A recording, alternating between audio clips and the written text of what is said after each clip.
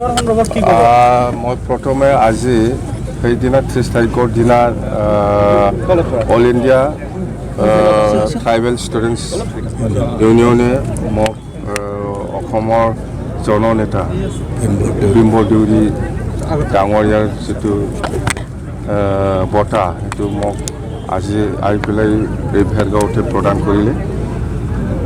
তো তাৰ কাৰণে মই অল ইণ্ডিয়া ট্ৰাইবেল সংঘৰ ষ্টুডেণ্ট ইউনিয়নক মই ধন্যবাদ দিছোঁ। আৰু মোৰ কাৰণে গৌৰৱ এই বঁটাটো পোৱাৰ কাৰণে। তো যেন হওক আজি আমি ভেৰগাঁও জিলাত BPF দলৰ এটা ৱৰ্কশ্বপ কৰিছোঁ।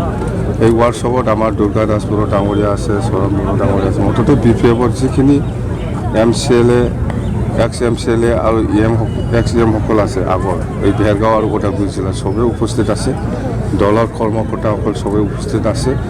তো যিখিনি আলোচনা হৈছে খুব ভাল আলোচনা হৈছে। আৰু মই আজি এই এটা কথাটো মই উপায় নাই জনাব লগা হৈছে। বহুত দিনৰ পৰা মই গম পাই আছোঁ, যিটো 6 মাহ 7 মাহ 8 মাহ পৰাই যে BTC অঞ্চলত জেনেৰেল মানুহসকলৰ যিটো মাটি কিনা বেচাৰ যিটো ব্যৱস্থা সেইটো বন্ধ কৰি থৈছে প্ৰমোদ বৰে। অকল ট্ৰাইবেলসকলৰ মাটি কিনা বেচাৰ যিটো পাৰ্মিশ্যন সেইটো এলাউ কৰি আছে।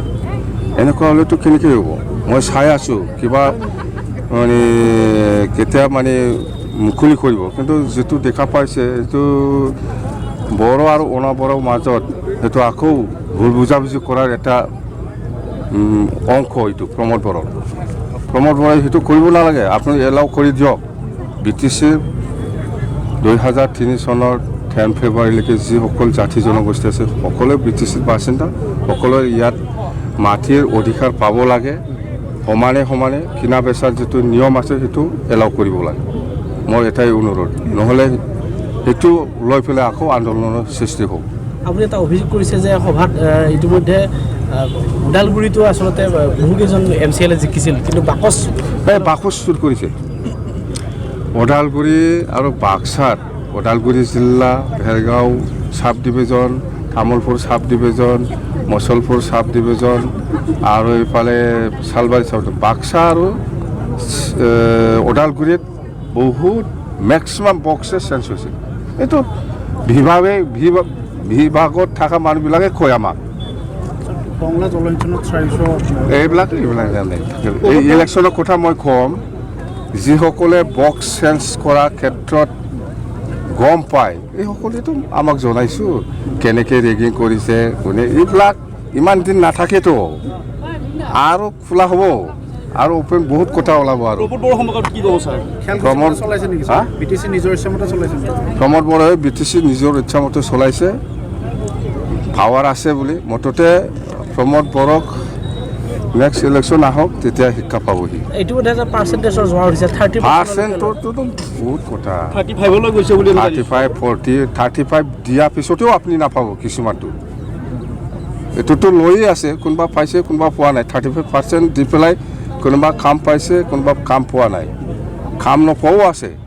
আপুনি যদি 1 কোটি টকা বিল আছে সেইটো যদি ওলাব লাগে, আপোনাৰ পৰা 50 লাখ ল'ব, টোটেল বিলটো ধৰি লওক 1 কোটি।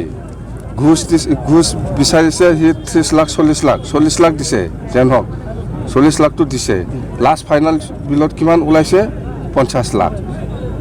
1 কোটি বিলৰ কাৰণে 40 লাখ দিছিল, তাক ফাইনেল বিলটো দিছে 50 লাখ। এনেকুৱাও আছে মেলা। শেহতীয়াকৈ BPF কেনেধৰণে আগবাঢ়িব? BPFটো ৰাইজৰ মাজত সোমাম আমি। এতিয়া এই চৰকাৰে, প্ৰমোদ বড়ো চৰকাৰে কি কাম কৰি আছে কৰা নাই সেইবিলাক আমি পূৰা ৰাইজৰ মাজত লৈ পেলাই সোমাম। আজিৰ দিনত কি কৰিছে প্ৰমোদ বড়োই, কি কথা দিছিলে, চেল্ফ হেল্প গ্ৰুপৰ টকা দিয়াৰ কথা আছিল, চাকৰি দিয়াৰ কথা আছিল, এইবিলাক কি হ'ল?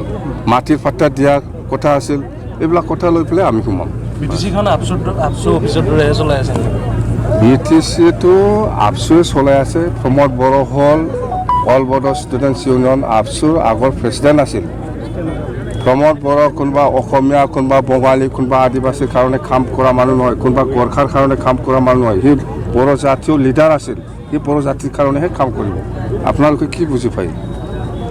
আমি আগৰ পৰাই কৈ আছোঁ, প্ৰমোদ বড়ো কোনোবা মুছলিম, কোনোবা বেংগলী, কোনোবা গোৰ্খা, কোনোবা অসমীয়া, কোনোবা ৰাজবংশী আদিবাসীৰ কাৰণে কাম কৰা মানুহ নহয় এই বড়ো জাতীয় লিডাৰ এতিয়াও এফচি অফিচত থাকি পেলাই কাম কৰি আছে জিলা উপায়ুক্তবিলাকক 16টা বিভাগ কিন্তু হস্তান্তৰ কৰিলে এইটোতো চবেই জানে চবেই দেখি আছোঁ প্ৰমোদ বৰাই চালাবলৈ কেপাচিটিয়েই নাই সেইকাৰণে সি এইটো 16টা ডিপাৰ্টমেণ্টটো ডিষ্ট্ৰিক্ট দি দিছে আচলতে বহুত দুৰ্নীতি হোৱাৰ কাৰণে মুখ্যমন্ত্ৰী দুৰ্নীতি এইটো বহু কাৰ দুৰ্নীতি মোৰ দুৰ্নীতি যদি হৈছে প্ৰমোদ বড়োৰ দুৰ্নীতি হোৱাৰ প্ৰমোদ বড়োৰ দুৰ্নীতি হোৱাৰ কাৰণে এইবিলাক হৈছে না হোৱা নাই ইহঁতে জানে